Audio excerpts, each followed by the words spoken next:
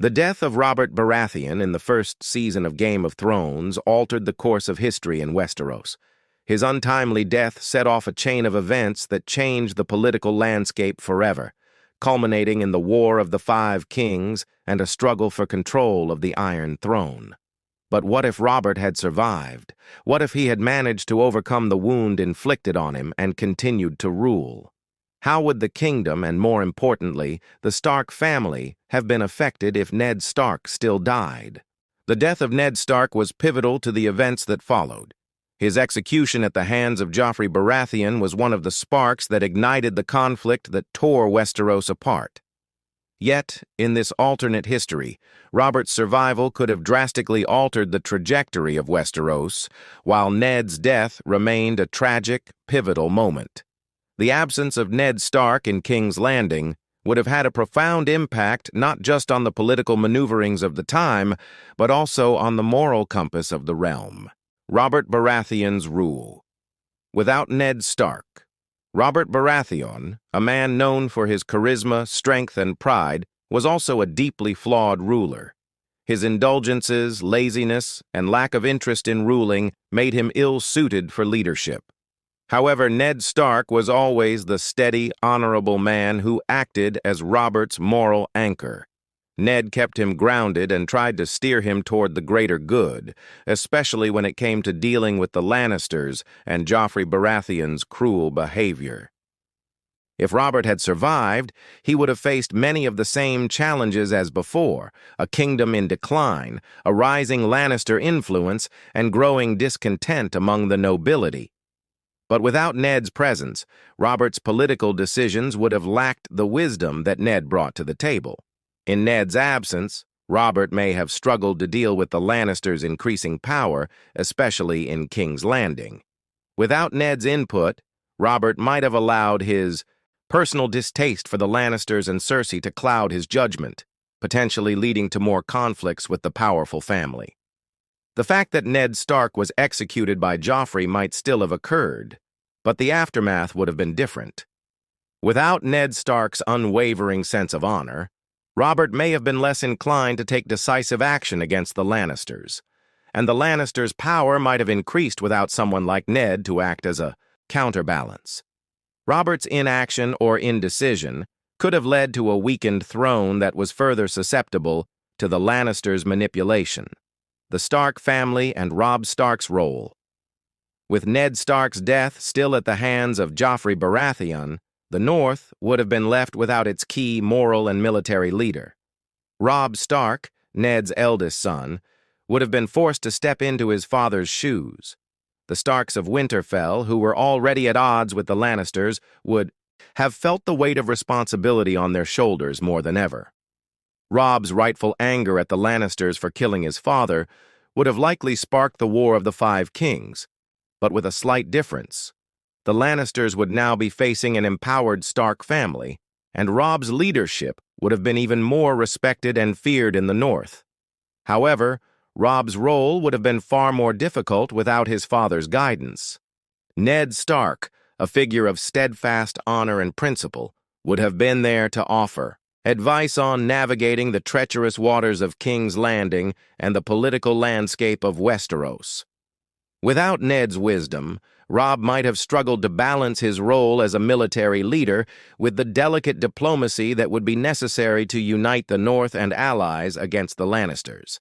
While Robb was a capable commander, he was still young and lacked the experience and political savvy that his father had. Without Ned's careful hand, Robb could have been more vulnerable to mistakes, and his decision to march south to attack the Lannisters could have come too early or been poorly planned. This would have led to an even more dangerous war for the North, with the risk of betrayal, political missteps, or loss of Northern support. Moreover, without Ned's calm leadership, the Stark family might have fractured in its approach to dealing with the South. The Northern houses, particularly the Karstarks, Mormonts, and Glenmores, would need to look to Robb, but also to his mother, Catelyn Stark, for guidance.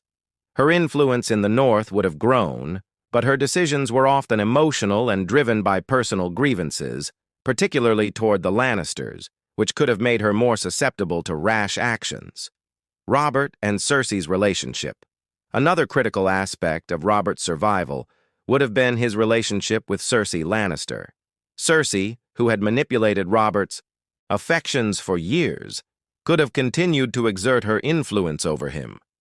Robert's indifference to the throne and his numerous affairs would have continued to fuel Cersei's ambitions, but in a world where Ned Stark was still alive, Robert might have been more likely to focus on his duties as king, having someone like Ned to help guide him in governing. However, in this alternate reality, where Robert survived but Ned died, Cersei could have been more powerful than ever, especially without Ned's watchful eye. Her manipulation of her children's parentage would have been less hidden, and Joffrey would have been more of a puppet in her hands. She could have continued to manipulate Robert, using his weakness to further her goals. Robert, knowing the truth about his wife's relationship with Jaime, might have taken more decisive action had Ned been alive to push him. But with Ned's death, Robert's loyalty to his family and kingdom would have been even more challenged, and he could have chosen to turn a blind eye to Cersei's machinations, leading to more instability in the realm. The power of the Lannisters. Without Ned Stark's opposition, the Lannisters would have grown stronger and bolder. Robert Baratheon, while powerful, lacked the political finesse to outsmart Tywin Lannister. Tywin, the head of House Lannister, would have taken every opportunity to expand his family's power, and without Ned in the picture, Tywin's manipulations would have been far less contested. Tywin's immediate focus would have been on ensuring the legitimacy of his children, particularly Joffrey, who was sitting on the throne. However, Robert's survival and Ned's death could have brought the Lannisters into direct conflict with the Starks much earlier, even if Robb Stark was not yet prepared for the full scope of the war. Tywin might have seen Jon Snow, with his Targaryen heritage, as a potential ally or a threat, knowing that any Targaryen heir was a rallying point for those who sought to overthrow the Baratheons. The death of Ned Stark would have left a void not only in the Stark family, but across the entire realm of Westeros. With Robert Baratheon surviving, the political dynamics would have been radically different, especially in King's Landing, where the struggle for power would become far more complicated. The Lannisters' grip on the throne. Without Ned Stark's moral compass and influence in the capital, the Lannisters would have found themselves in a much stronger position. Tywin Lannister, ever the strategist, would have seized the opportunity to solidify his family's control over the Iron Throne. While Robert would still be king, his rule was weak, and his interest in governing was minimal. Cersei Lannister, without the constant threat of Ned's honesty and vigilance, could have manipulated Robert with far fewer obstacles. The Lannisters would have taken advantage of Robert's apathy toward ruling and used their influence to strengthen their hold over King's Landing. Joffrey, as the legitimate heir to the throne, would have been groomed more firmly by Cersei, and Tywin's control would have extended throughout the capital. With the absence of Ned's strong, upright influence, the Lannisters would have been the real power behind the throne, manipulating Robert as they saw fit. Tywin's calculated moves would likely have ensured that the Baratheons remained in power, but as a puppet family, controlled entirely by the Lannisters. The war for the Iron Throne would have been far more of a Lannister-controlled game, with Cersei pulling the strings and Tywin using his military genius to keep the throne within his family's reach. Robb Stark and the North. The absence of Ned Stark would have left a significant gap in leadership for the North. Robb Stark, though capable, was still young and lacked the experience and wisdom that his father brought to the table. Without Ned's guidance, Robb would have had to assume a more aggressive stance earlier in the war. Jon Snow, by now joining Robb after leaving the Night's Watch, would have been a key figure in advising Robb on military strategy. Jon's experiences fighting wildlings and understanding the northern terrain would have made him an even more valuable ally for Robb as they prepared to march against the Lannisters and their forces. Jon's loyalty to his Stark family would have been unwavering, especially after his father's death. However, the fact that Jon was also the son of Rhaegar Targaryen could have caused tension within the Stark family, particularly with Robb Stark. Would Jon, knowing his true heritage, have been content to support Robb's claim to the north, or would his Targaryen blood have driven him to question his role in the Stark army?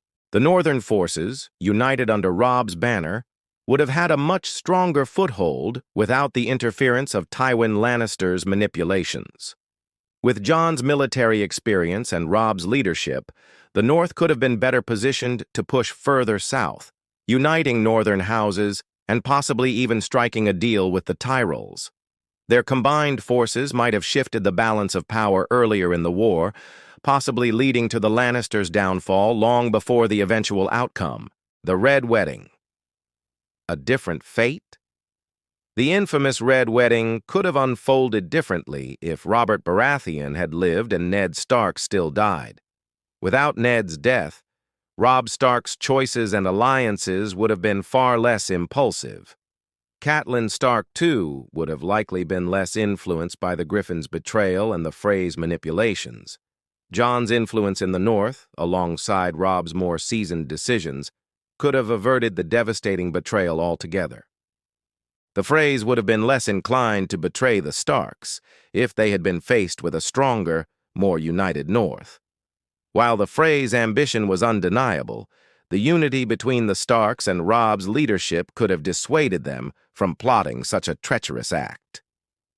The Lannisters would have seen Robb as a much greater threat and would have likely pushed their agenda in the capital, but the Starks, particularly with Jon's counsel and support, could have taken advantage of their own political alliances. Tyrion Lannister, still a key figure in King's Landing, would have been forced to address the Stark threat more strategically, and Jaime Lannister would have likely stayed tied to his family, continuing to act as their military face. By avoiding the Red Wedding, Robb Stark might have secured more of the North, ultimately claiming his position as king in the North more firmly. Jon Snow's presence would have given Robb the necessary support, and the Stark legacy could have been revitalized with the northern houses rallying behind them. The North could have stronger alliances with other regional houses, including the Greyjoys, further bolstering their military and political position. Robert Baratheon's growing paranoia. The more Robert continued to survive and rule, the more his insecurities and paranoia would have grown. With the Lannisters controlling much of his decisions and the North rising in opposition to his throne, Robert might have found it increasingly difficult to manage the growing tension in Westeros. Cersei, as the queen, would have pushed Robert toward more erratic decisions to protect her own children and ensure their place on the throne. Robert's jealousy, fueled by Cersei's manipulation, might have led him to take more drastic actions, even if it meant undermining his own position on the throne. If Jon Snow had remained in the North, it's possible that Robert would have grown increasingly distrustful of Jon, especially given his Targaryen bloodline. While Jon might have served, his loyalty, Robert's paranoia about losing the throne could have led him to act against Jon or the Starks in an attempt to consolidate his own power. The Targaryen threat, Daenerys and Jon. In the wider world, Daenerys Targaryen and her growing power in Essos would have remained a threat to Robert's rule, despite his survival. With Jon Snow's Targaryen bloodline now known, Daenerys might have seen him as a potential ally or rival, depending on his role in the North. Jon's presence would have complicated the Targaryen return to Westeros, especially since Jon would have held a legitimate claim to the throne, even more so if he embraced his Targaryen roots.